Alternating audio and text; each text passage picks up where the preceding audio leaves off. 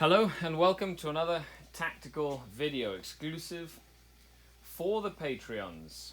Today we're going to be looking at how to place objectives in a more strategic manner. So sit tight, let's begin.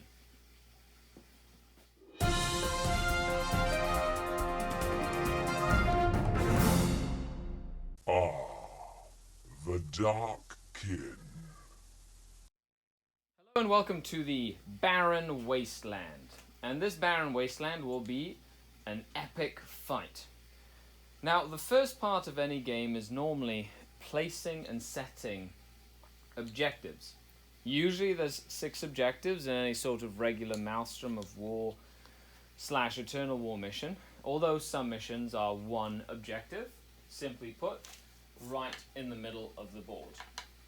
What I wanted to look at today was essentially how to best use the deployment styles and how to tackle each set objective based mission based on the set objectives in the ITC mission pack. So what we're going to do is we're going to go through missions 1 through 6. I'm going to lay out the objectives, then essentially mark out every deployment style that is possible with that mission in mind, and then sort of give you a visual representation of how to tackle the mission in the first couple of turns. So today we're going to be looking at mission 1 of the ITC.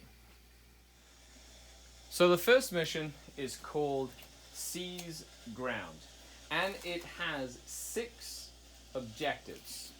So the objectives are placed 24 inches in a symmetrical pattern, 24 up, so it's 28, 24.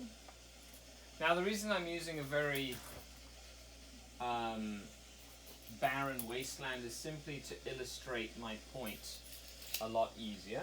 The other objectives are placed 12 inches up from the board edge and 18 inches from the side. Now, I like the ITC mission pack because of the fact that these objectives are placed symmetrically. Placing objectives in a set pattern really helps when determining strategy and tactics. Having to think about objective placement in addition to maneuvering and whatnot can be a lot harder. So I find that it is a benefit to not have to think about where you're going to be placing the objectives and letting the mission place them for you.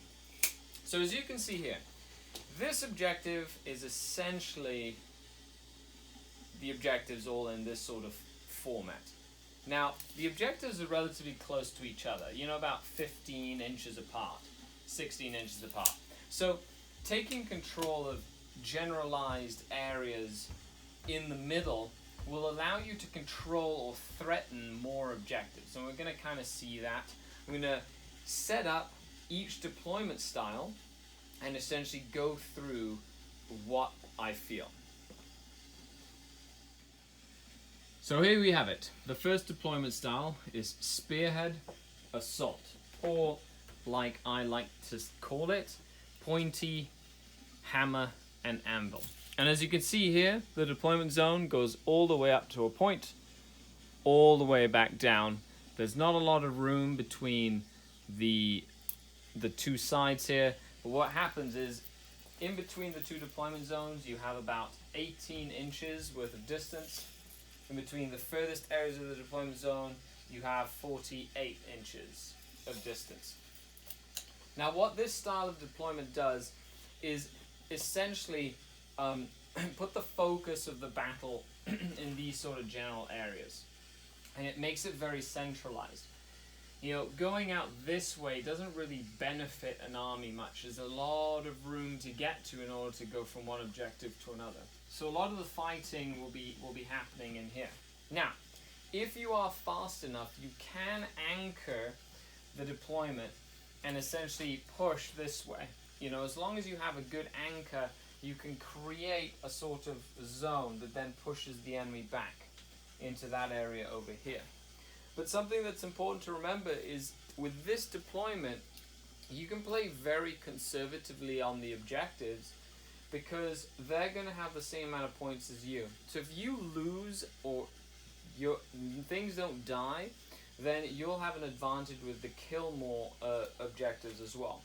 It is not uncommon for me to deploy in this general dead zone because it's very easy for me to move up to objectives after my opponent has kind of pushed forward.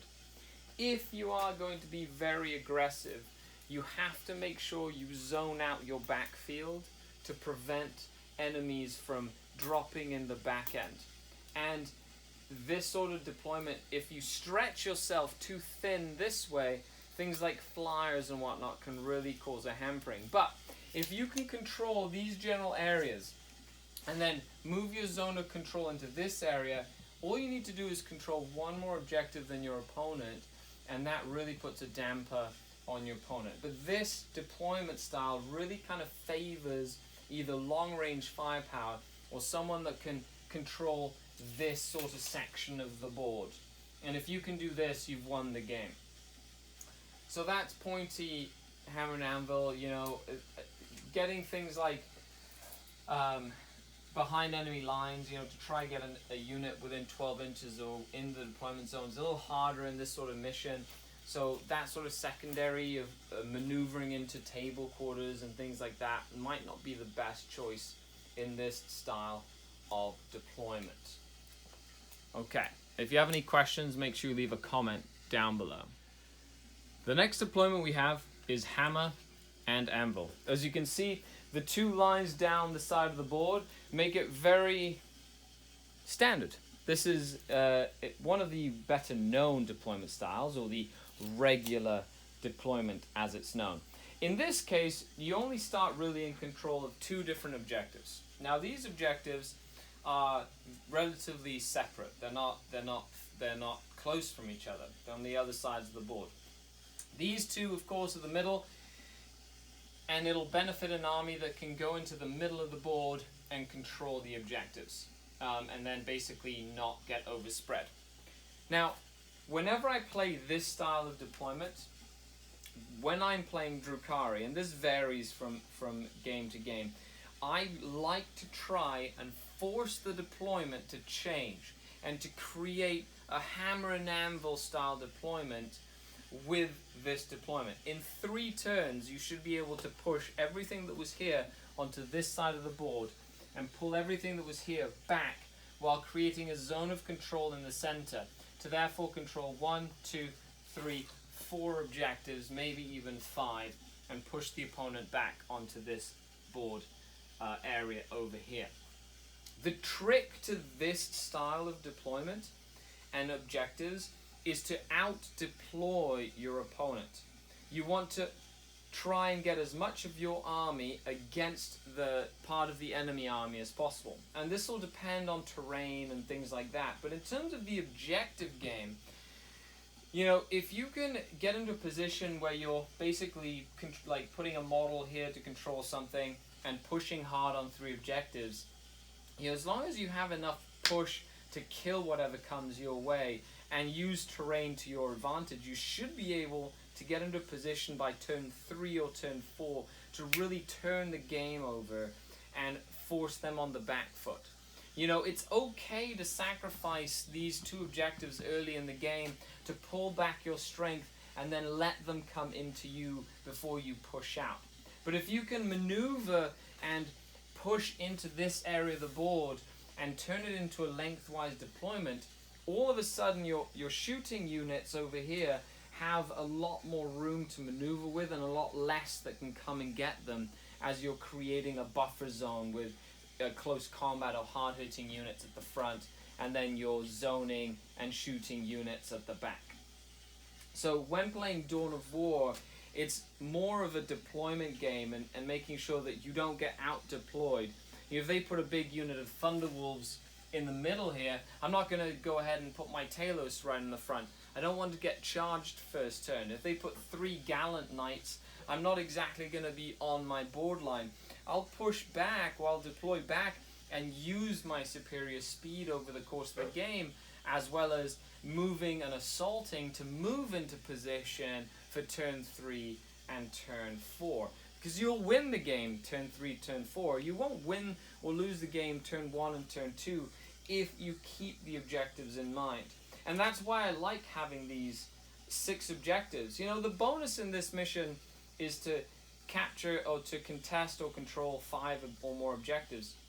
So getting into position to do it might net you 2 or 3 points throughout the course of the game if you have the speed and you push back and force them onto the back foot. But something important to remember with Dawn of War: don't get out deployed. You know, it's very easy to move into the middle and then get surrounded or lose control of these 2 objectives. It's much better to solidify one objective at least that no one can get to, kind of control or bait your opponent to go to that one, and then push hard on these 2 objectives here, which then allows you to push onto this one later in the game. Nobody gives a fuck about that objective over there. You know, so like at the end of the game, you're controlling 5 objectives to their 1. If you can do that, you win this mission.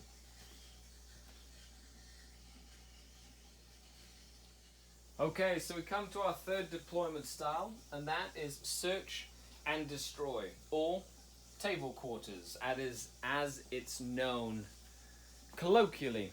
So, in this one you have 1 deployment zone, 2 deployment zones. Now, there's a debate whether or not it's the fixed, or you can pick and it's matching, whatever. For now, the concepts are exactly the same.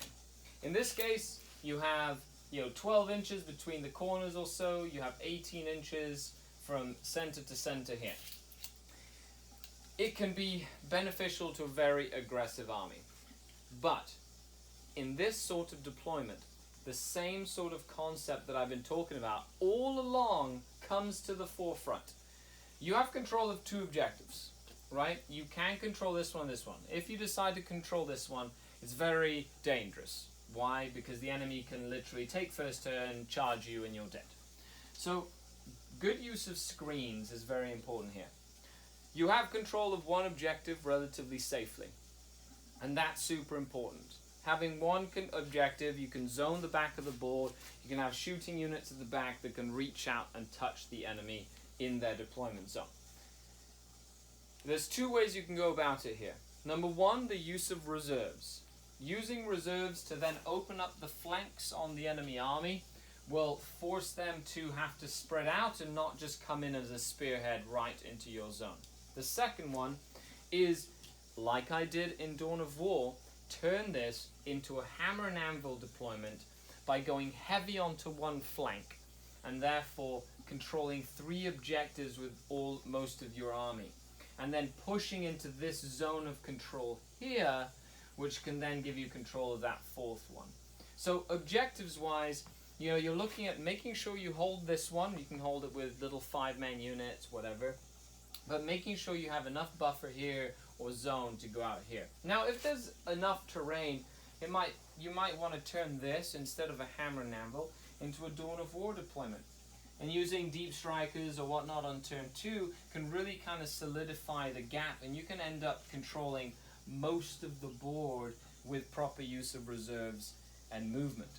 The trick here is, whatever you deploy up on the line here, be ready to lose it. Usually it'd be a unit of racks or cultists or just chaff.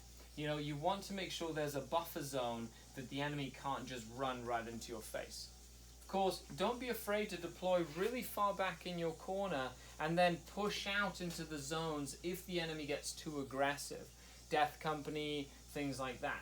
And if you're facing a foe that likes sitting right in the back because you have to go against them, don't be afraid to spread out and use cover to your advantage to get onto as many objectives as possible and then force them to come out to you. But search and destroy, or table quarters, is one of my favorite deployment styles, as it gives you almost the most tactical options. You can be very aggressive to try and get in their face and control this objective right off the bat, or you can be very defensive and kind of just hold 1 objective, kill something, and then push for turns 3 and 4.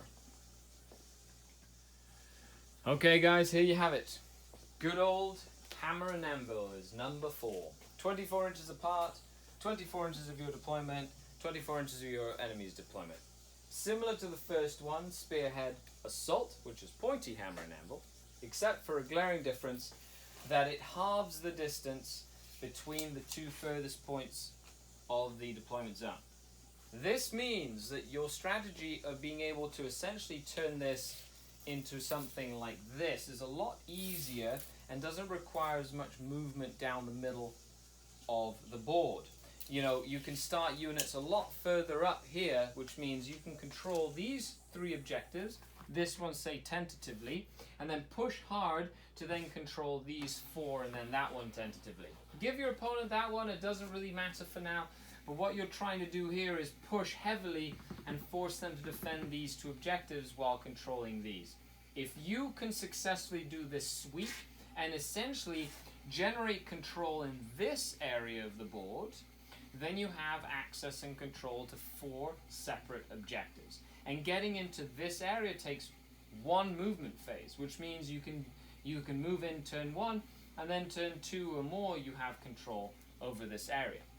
Now, you don't have to move into this area turn 1. It could be turn 1 move back, turn 2 move up and counter strike, turn 3 move into this zone, and then turn 4 start controlling the most objectives. But it's important not to overextend yourself in this deployment style. Don't just run at the people in the middle, and using the board edge is a great opportunity for you to not get flanked and to protect your back units from having something come around the back here. It forces them to come at your stronger units on the forefront.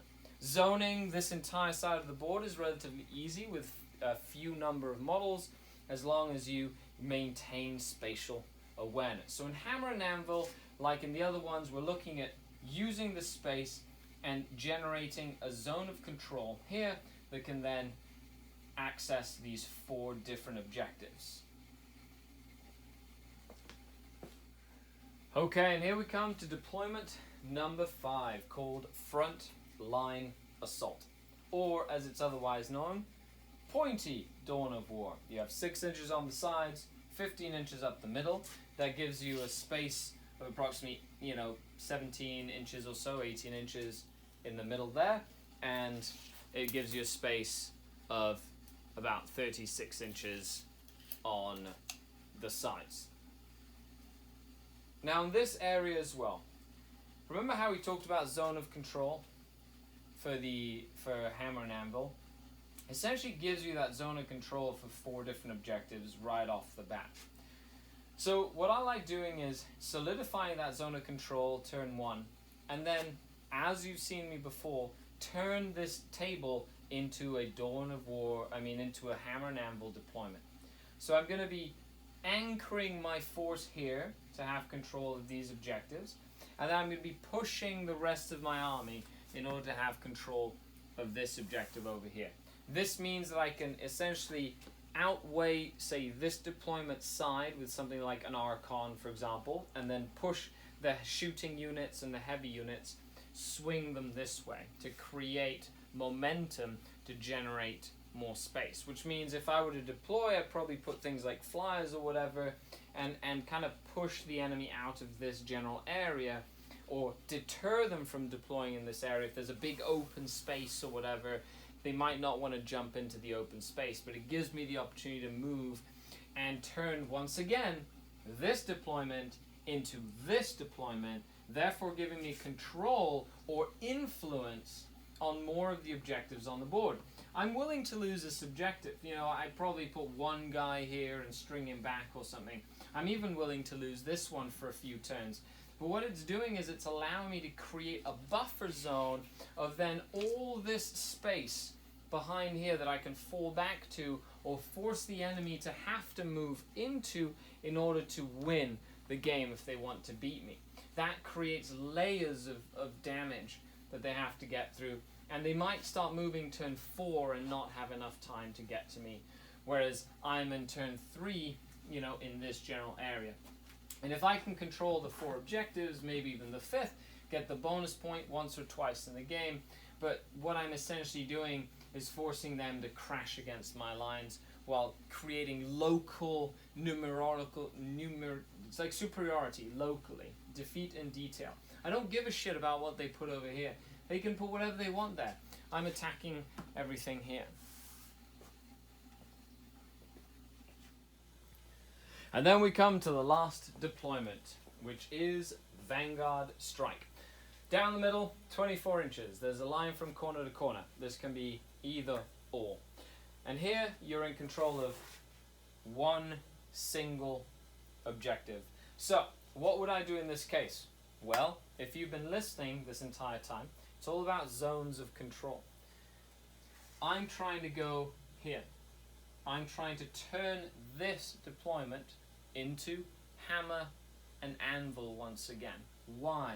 It makes my Dark Eldar stronger. It puts all my shooting here and gives me this much room to deal with against the enemy while they try and get to my Ravagers in the backfield, then this much room. I want to try and create as much space as possible between my hard hitters and the enemy army, especially if they're a fast-hitting assault force, or if they have shooting, you want to use cover and things like that as well. But creating a zone of control in this area now gives me control of 3 objectives.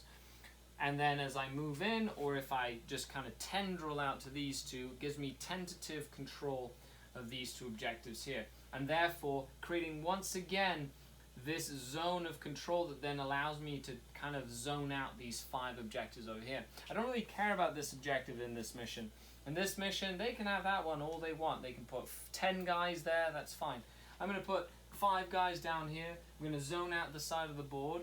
I'm going to put something here that kind of buffers or creates speed bumps for an enemy assault element. And I'm pushing out this way, because you don't really need that much room to get around here. You can control it with 2 or 3 units and then have, say, Talos or whatever in this zone here. And now all of a sudden, I've controlled this whole zone. And this area of control, this influence that you have on the table, allows you to win the game a lot faster. You don't have to do it turn 1 or turn 2. You can move into position to be there for turn 3. So it's completely fine to deploy further back, because I'm only aiming to be around this area towards the end of the game. So this concludes a look at Mission 1 of the ITC in all 6 different deployment styles. But as you can see, what I'm trying to do is take control of the deployment style and turn it into the mission that I want to play, which is one of distance, of aggression, and zone control. So, let me know what you think in the comments down below. Next week, or next video, we will be looking at Mission 2 of the ITC Championship Pack. And if you'd like to see anything else specifically relating to competitive tactical tournament play, let me know. I hope you guys enjoyed the foray into my psyche. I am Skari, your grateful host, signing off until next time. Skari out.